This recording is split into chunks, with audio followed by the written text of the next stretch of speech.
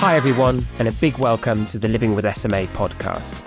We talk about all things spinal muscular atrophy related, but topics discussed are not exclusively for individuals with SMA, so there should be something here for everyone. We also do things differently. For starters, our charity SMA UK uses different hosts, and everyone involved gets a final say in the creative process of making these episodes. We cut through the jargon, and the content is accessible for everyone. All the stories are individual, and we are committed to sharing as many different perspectives as we can for our listeners. So if you're listening to this and have a burning desire to talk about a particular subject, then please reach out to us on our social media channels or send us a quick email.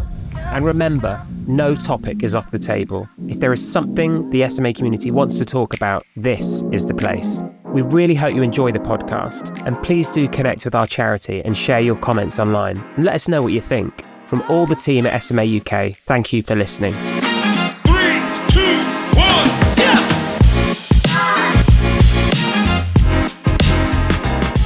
Hello everyone, and welcome back to a brand new episode of the Living with SMA podcast.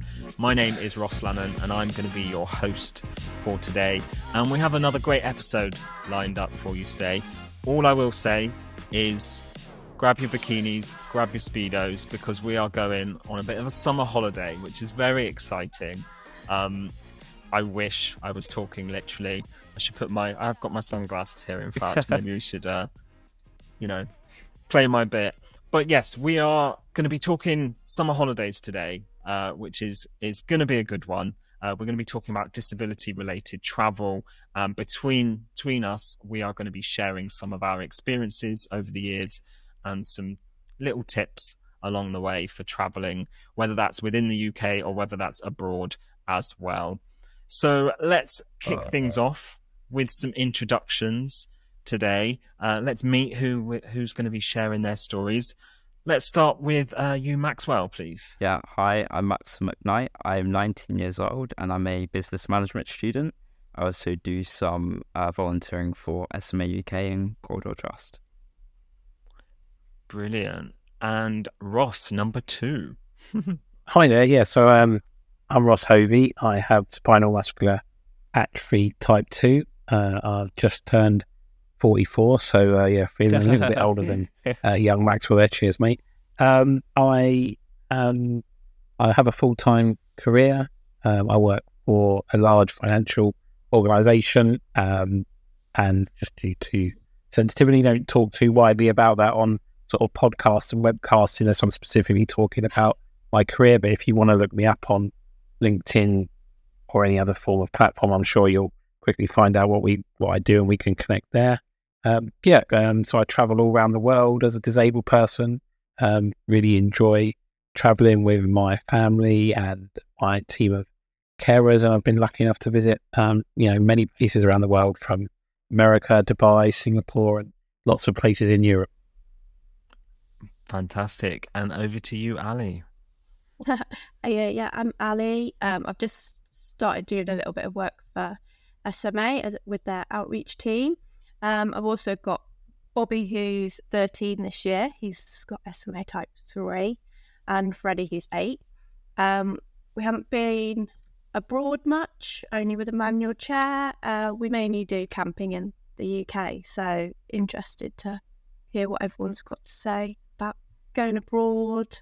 Yeah, great. I think this is the nice thing about today's podcast, is the fact that we've got a nice variety of us here. We've all got different levels of experience when it comes to traveling with disability. So it's kind of, we've got some of us have traveled more than others, and it's a great way to sort of share tips and our experiences. So I want to start things off on a positive note, because I think we all know traveling with a disability comes with a lot of anxieties and things. So we will get onto all of the nitty gritty stuff as well. But let's kick things off talking a little bit about our experiences that we've had. Like, I want to know, where's the best place you've been? Like, what's your favorite holiday memory as such? Maxwell. Oh, I have to say, it's got a really bad name, but I think the best place I've been to is Benidorm, because I think it's like really touristy and there's quite a lot of infrastructure in the area. And so when I went onto the beach, I had my own lifeguard and wheelchair, kind of beach wheelchair, which went into the water, which was really cool. And that was like my first time that I fully went into the sea independently. And that was a really great experience. And I think it was like one of the smoothest holidays we've ever been on, which was really nice. Personal lifeguard. Wow. Okay. Yeah. Yeah. Ben Dorn are setting the tone there. I like that. Yeah. And Ross, what about yourself? Yeah, I think accessibility means different things to different people. So for me, personally, Dubai is probably one of my favourite places to go on holiday that I've been there. What under I can count and keep going back, telling me that it really worked for me. But I recognise it's kind of not necessarily a place that everyone would want to go. Yeah, it does sound nice. Never been myself, but it does sound good. Ali, how about you? Where has been your favourite place that you've been over the years, whether that's in the UK or abroad? Well, we haven't been to many places. Obviously, Disney is up there with the best lovely places for the boys. But I think personally, I love camping. So we always try to head off to the Forest of Dean, with all the lovely streams going through. Bobby is still quite slight, so I can still, we can still move him around quite a lot. And up until recently, he was still crawling quite a bit as well. So to go to the camping, easy for him to get around the tent, and being out in the fields in his power chair, just freely exploring, is just amazing. And then when we find little hidden streams that he can go and splash around in with his brother and make dams, that's at the moment, that's a perfect holiday. But he is getting bigger, so trying to explore a little bit more of going abroad will be our next adventure.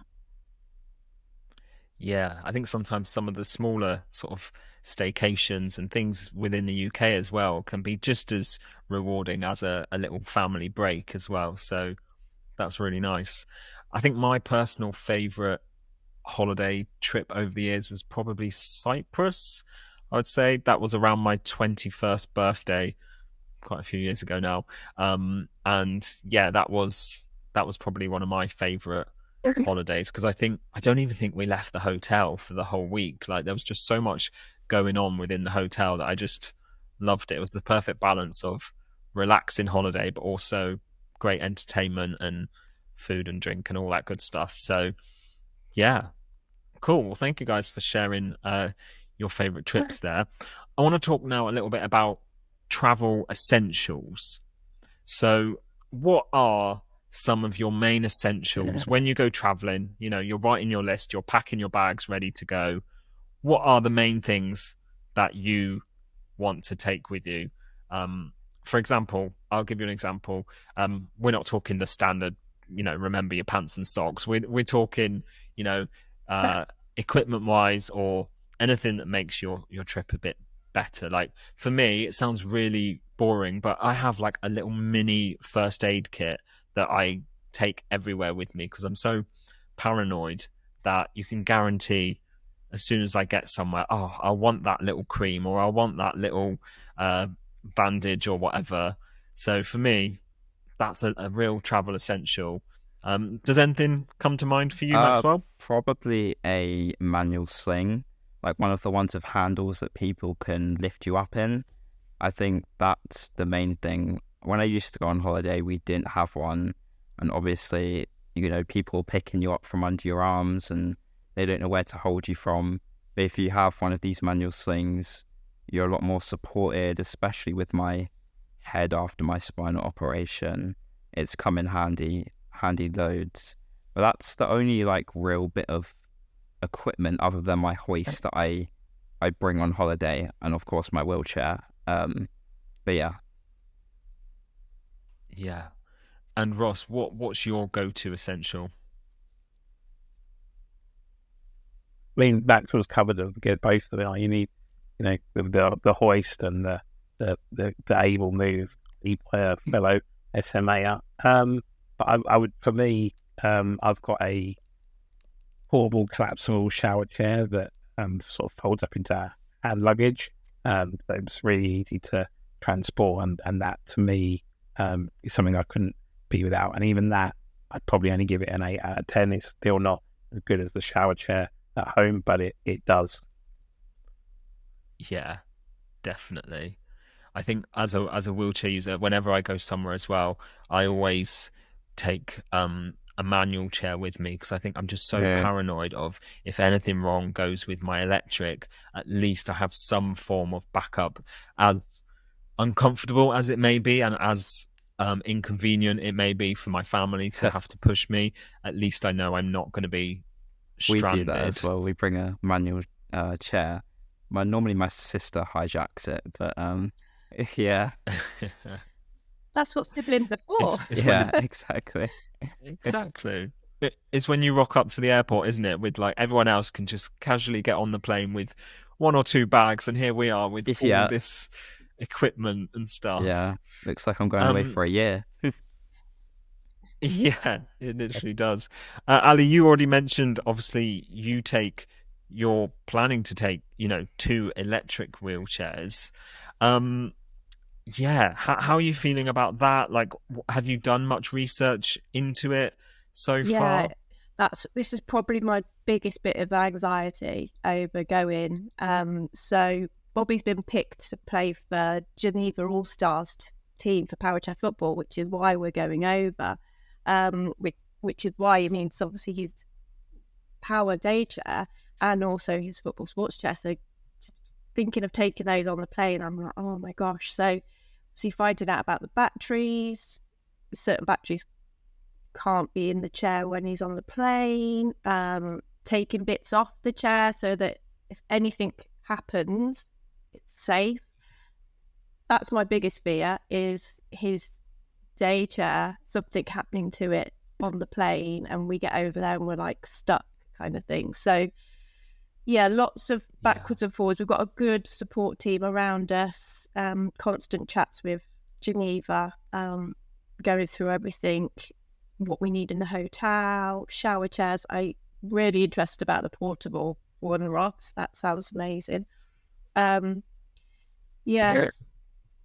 Bit of a worry. I don't think I could literally take his manual chair as well, because traveling light doesn't happen. Even just for like a weekend away, traveling light isn't the thing. No, even when I go on a local trip, I take my own portable profile in bed, because I can't sort of make do on a regular bed. So my friends are just like, here I am carrying a whole bed and a mattress. It's ridiculous, but it's what we have to do. Unfortunately, I've never tried taking that on a plane. I very much doubt that would be allowed. But yeah, equipment is a huge part of when it comes to holidays, isn't it? It's I think between us we can all agree that it's that worry, it's that anxiety of not having our home comforts. Maxwell, what goes through your head when you're looking to book a holiday or something? Do you worry about all the equipment you have to take? I think the main worry for me is the portable hoist. Because of its weight, they always freak out about it at the airport. And especially with like some airlines, they've said they just won't take it. And I've been to airports before, and we've had like an hour discussion on like if it can actually go on board, because I think it's a moving and handling thing, with them lifting it up or something. And so last time we went, we actually just took it all the way to the scissor lift, and that kind of eliminated all the problems. But obviously they didn't say that at the start, and we had a big conversation about it that probably could have been way smaller. Yeah. That's the thing, isn't it? I think we all have this fear of damage to our equipment and things. And I know there's been some progress recently in regards to the consequences of damage, and hopefully, things will get better in the future. But yeah, there is no quick fix, or there's no real advice that we can give at the moment, because unfortunately it's out of our hands, isn't it, Ross? It is. It's, you're relying on other people.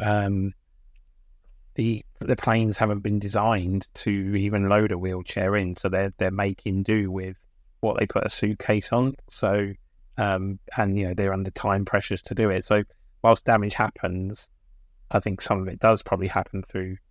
I don't know if anyone actually intentionally damages someone's wheelchair. I think a lot of it is through carelessness and through the pressures. But just going back to Maxwell's point, the bit around the hoist is a real. It is a real one. I've experienced that as well, where you've stood there for an hour.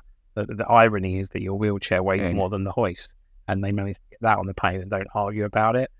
So it's kind of you thinking, well, why don't you just take the hoist in the same place as you're going to take the wheelchair, because then you're not going to have a problem. I think kind of maybe go back to your other question around like the biggest fear for me is the moving and handling part of transferring to sort of the aisle chair, and then the aisle chair to to your seat. And so kind of I weigh just under 11 stone, so I'm not huge, but I'm not tiny either. And it's the awkward. There's not a lot of space to lift you. Our legs flimsy if they get caught in someone else's legs. It's just really worrying, and that someone's going to injure you and drop you. I think once I'm kind of in the plane seat, you can calm down for a little bit, but then you've got the angst of not being able to go to the bathroom for however long you fly. So I think there's so many things that kind of are just an inconvenience about trying to see the world. Yeah, completely agree. Yeah, and I think so many of us are in that same boat, that it's so frustrating that we're still living in a world where we can't just fix these issues. But yeah, I mean, I know we're making small progress, but still it's not enough, is it? It's really not. I saw there's a fantastic content creator online called Fashion Bell, and she put up a brilliant post recently. I saw it was regarding traveling with a wheelchair, where she sort of basically covered her whole chair in signage that was saying, please be careful. Literally, we shouldn't have to do this, but it was literally begging the handling staff, please be careful. This chair is literally my legs. It's my freedom. But there was some great tips on sort of some lifting handles that she'd attached to the chair as well. I thought that was a really fantastic bit of advice from her there. Ali, is there anything in regards to equipment or anything? I know we mentioned the chairs already, and you said that you like the sound of Ross's portable shower chair. Is there anything else that sort of really puts you off traveling? Because a bit of advice that I wanted to mention to anyone who maybe hasn't traveled abroad as much is that depending on where you go, there are certain places where you can hire equipment that are already there, which has been a big help for me. I know in my last holiday when I went to Corfu, I thought I could survive without the bed. I thought I can rough it for a week by just propping up the bed, that's in the room and stuff. I did a couple of nights and I just couldn't. But luckily, within the area, we managed to research and find a local hire company where we could hire a portable profile in bed, which, again, it's not one of those things that I'd even thought about before. But until someone says about it now, it's like, oh, that's a really good idea, actually. Is that something you've looked into when traveling at all? Yeah, so as I said, the hosts in Geneva have been really good, and I think other than obviously the chairs getting there, the other thing is around toileting.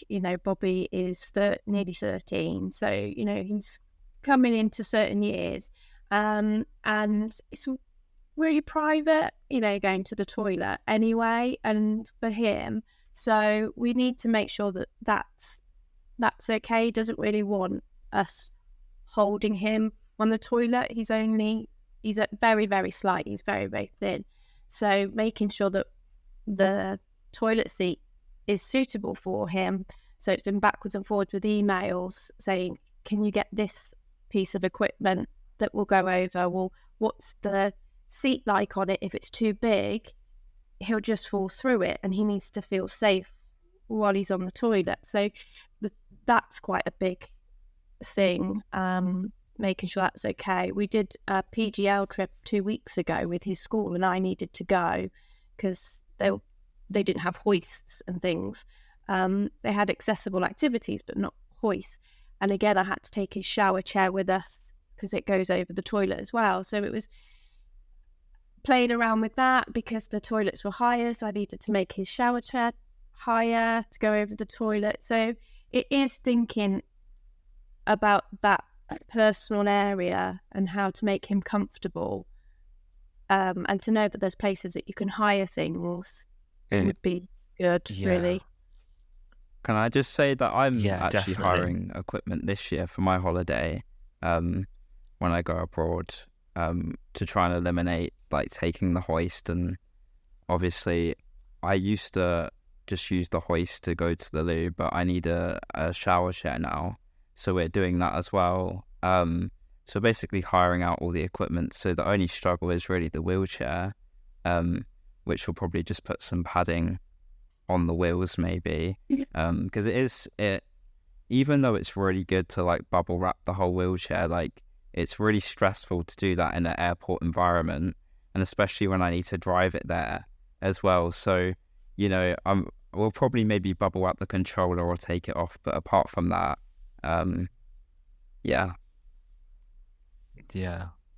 it's you do feel like you have to almost take control, don't you, and really protect your own things, which a lot of other people don't have to worry about these things, do they, when they travel?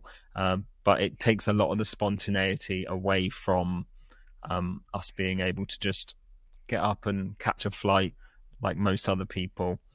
Do you think, Ross, and I'm sorry to put this question on you, I know you said you had a big birthday recently, but do you think that our age plays a part in what we worry about? Like, because I know when I was a kid, I didn't care about any of this, and whereas now I'm a little bit more like, I overplan everything. 100%. So with age, you're more, you see danger and you see hazards more commonly. And I think probably the one that really resonates with me was, it must have been about early, maybe 2011. I went to Dubai with two of my friends and some carers, and we went to Atlantis Water Park for the day. And I went on the what they're called. You get in like a double rubber ring or something. The rapids, I guess it's called, or the flume, whatever, the water slides, the water park, and like it was great. It was a fantastic experience, but like now I just would fear that my leg is not as sturdy as it was, and it would probably I don't know how I didn't break my leg that day. So now if someone said to me, would you want to do that, I'd be like, no, I'm quite happy to sit by the pool and watch you guys have fun. So I think you definitely fear these things more as you get older, and your body doesn't heal as quickly, right? So when you've got SMA and our bodies are really weak, the older you get, and the combination of that, you don't really want to be, you don't want to get broken bones at any time, but you definitely don't want to be getting them in your 40s. No, definitely not. So what is your favourite thing about going away, whether it's abroad or whether it's in the UK? Ali, what is it that you look forward to the most about having a bit of time away? For me, it's all about family. It's our time together, the four of us, our little unit, and getting the boys to experience everything that they can. We've always been the same with Bobby, that he can do anything. We just have to think outside the box and look at it a bit differently. We try not to have too many obstacles or hazards that we can't, come over. So it's just really important that it's as stress-free as possible, so that we can all enjoy it, because your holidays are precious. We're all working so much, and boys are at school. There's so much stress already. So to have that time, just us, where it's you enjoy your time together, don't need any other obstacles, and the thing is, you don't travel light. So if you can get things that you can hire when you get there, just to make it easy. That's the most important, just being together. Yeah. And Maxwell, you mentioned a little bit earlier on about the beaches Yeah. in Benidorm. Is the beach, is that something important to you? Because I feel like we are seeing a lot more accessibility on beaches across the world at the moment, which is great Yeah, news. no, definitely. I love the beach, and I think abroad they definitely do it better. I think I can't really get on any UK beaches. They're completely inaccessible. So yeah, just out exploring. I love just exploring the world, the cultures, the food is a big one for me. Eating other food, and yeah, just enjoying my time and relaxing and not having to worry about anything else. But I'm going to try and get in the sea this year, but obviously going back to thinking about safety and the other question, you know, do I want to go out in the sea and possibly risk damaging something in the waves? So, you know, if it's not too wavy out there, I might get in the sea. Yeah, I agree with you there. I'm one of these that I love the sea and I love the water, but I'm like, from a distance. I'm happy just to look at it, but I don't want to be paddling. Although in Cornwall, if we are talking UK, there are a lot of beach buggy type wheelchairs now, which are great. We're seeing a lot more of them popping up around the country, which is always great. But I'm with you on the food there. As well. Like I love, especially if you're going all out, like an all-inclusive where you can just have the most random dinner and lunches. Like I always remember once I had I think I had a burger for lunch with a side of jelly on the same plate, and it's like, where else can you do that? 3 courses for every meal. Yeah, exactly. Ross, what's your favourite thing about going on holiday? Probably being off work. My favourite, I think one of the, naturally a break from work, so it's nice to not have to be getting up at silly o'clock and being on back-to-back Teams calls all day and that. But I think the biggest thing for me is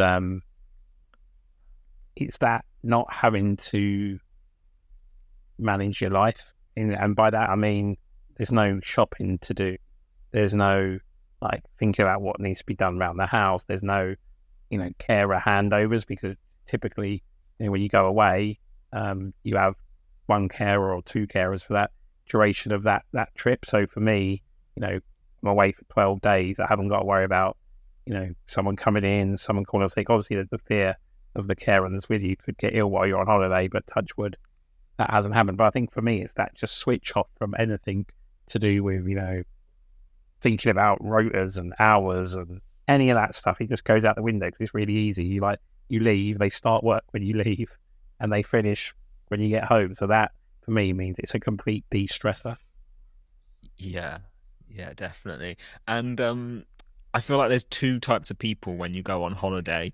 I don't know if you agree with me here, Ali. I think when you plan a trip, you've got the people who actually want to go out and explore the area and have an itinerary and go out and explore. And then you've got the ones that just want to chill and do nothing. Where do you fit into that? Definitely the chill. Definitely the chill.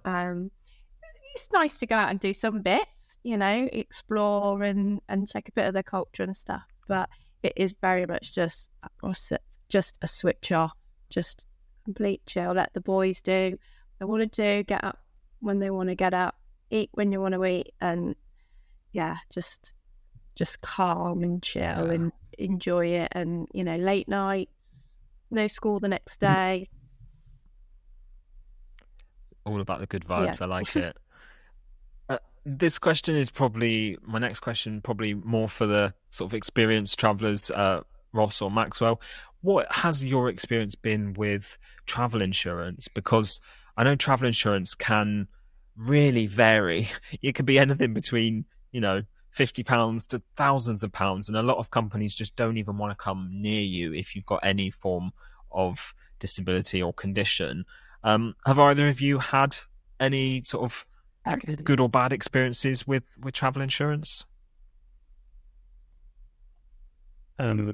Cabby go first. So I've never been declined travel insurance. I think over the years, different companies have stopped doing certain, offering certain insurances to people with spinal muscular atrophy. And I think the biggest thing is if you've got SMA and you've had any respiratory problems, that really is where they start asking 1,000,001 question. Premiums go high, and touch wood, I've not had that. So it's not a promotion. I'm not doing a paid advert. I've always found that a company called All Clear are reasonably good. You can list all of your disabilities, not just your SMA. So if you've got, like, for example, high blood pressure, for example, I can add that on. And I think my annual policy is about £350 to £400, which is still a lot of money, but it's like holiday tax, isn't it? Like you can, and it's insurance, like it's moral hazard. So some people don't bother, some people do. Like, touch wood, I've never had to claim off it, but the one time that you don't take it will be the time that you really need it. And a cheeky little tip: if you get top cashback, if you sign up for top cashback, All Clear offer about 20%, so you end up getting about 100 and something pounds back top cashback. Oh, we love a cheeky little tip there. Love that. Maxwell's smiling and nodding along. He sent me the as link well. before. Yeah, I see. And what about you, Maxwell? Because I know me personally, as I sort of get older, I've kind of left all that stuff to my parents, and I never deal with it. And until now I'm getting older, I'm just like, I've actually got to look into this myself now, which kind of sucks. Is that something that you've started Actually, looking this into? year was the first time I booked like the family holiday, funny enough. And yeah, no, I went around like loads of different companies, and like I did think it was going to be like completely stupid, the price, but it was actually okay. But yeah, no, I think Ross has a lot more experience on where to go and where to look. But yeah, no, mine was okay. I think it was about £200 I paid. Yeah. Okay, cool. Something that I think, again, is worth just noting, a little bit of advice and little tips for people once you do make it to your holiday destination, wherever you're traveling. I found out recently that apparently the Blue Badge scheme is recognised in certain places in Europe. So if you are going to be driving when you're over there, which was news to me, I never knew that. So there's something, we like a little bit of a positive news. Certain places can do that. So yeah, that's good. I like that.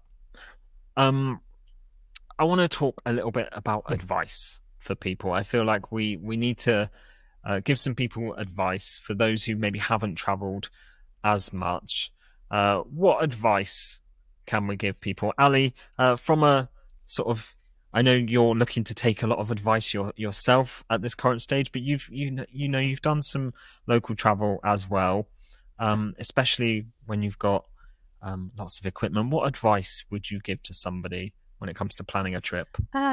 I'm all about a list. I love a list. So making sure that you've got everything that you need to take. Obviously, if you've booked your holiday, you know your location, what's around there, and just making sure you've got everything extra, extension leads for charging, and everything like that.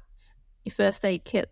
I'm a mum. That's it. You've got to have the first aid kit to go with you, just to make it easy, and little bags of things as well. So, put everything in a drawstring bag for the toilet, so that it's just easy to take with us, and it's discreet, so you don't, it's fine if you're on the beach, you can take it with you up to the toilets and stuff. So yeah, just always preparing beforehand, making sure you've ticked all your boxes. Yeah, I like that. I think that is probably the best advice that we could give anyone, is just prepare. Unfortunately, when you have a disability and you're looking to travel, there's not a lot of spontaneity. We do have to thoroughly plan, research, prepare everything, but it will just work out in your favour in the end, because none of us want to get to the other end and be surprised or let down by anything. So that research is key. Maxwell, is there any extra advice you can offer to people? Definitely just being prepared, like what's been said, but also I think when you're booking on like the hoist and your wheelchair, definitely get them to put like a note on the system saying like this is all approved, this is all good, and also get them just to email like what's been said as well, so you can take that to the airport and just prove that everything's being approved and everything should go smoothly, hopefully. And like in terms of like wheelchair, printing off the manual, sticking it to your chair, and just I think Permabuilt also do a document where it shows you what the battery type is as well, which you can print off and stick to your wheelchair as well, which kind of stops any questions from really being asked. Yeah, I'm definitely the kind of guy that prints everything. I've got my little plastic wallet full of, you see those funny sort of videos online where you've got the airport mums that literally have everything, or one person is in charge of everyone's passport just so nothing gets lost. As much as we make fun of it, I do think it is good to allocate people individual 100%. Job roles, and so they're responsible. Anything else you want to add, Ross, as well in terms of travel advice?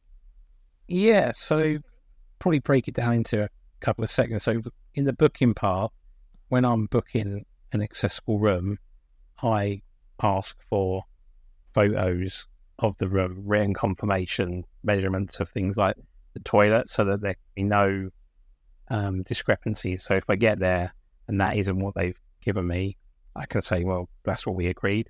So either you get it or you're sending me on the next flight home at your expense, because, that would be my approach. I think the other one is if you know the manufacturer of your wheelchair, you have a good relationship with a wheelchair service provider, is to find out from them, tell them where you're going. So I went to Spain 2 weeks ago, and the chap who services my wheelchair, I said, just in the unlikely event that there's a problem when I get to Spain with my wheelchair, do you have a good contact number or company that I could contact? And his exact words were, I do have some. If you get involved, just message me as soon as you land, and I'll put you in touch with the Madrid office. So kind of that reassurance. Or if you don't have a good relationship with your service provider, just Google like the make of your wheelchair and service providers in the destination where you're going, and maybe get their website or their number or email address, something like that. And then my third one is, and it's probably, it is related to disability, but it's just a more generic advice. Kind of we all put like our hand luggage and our our clothes in our suitcase, and our suitcases go missing.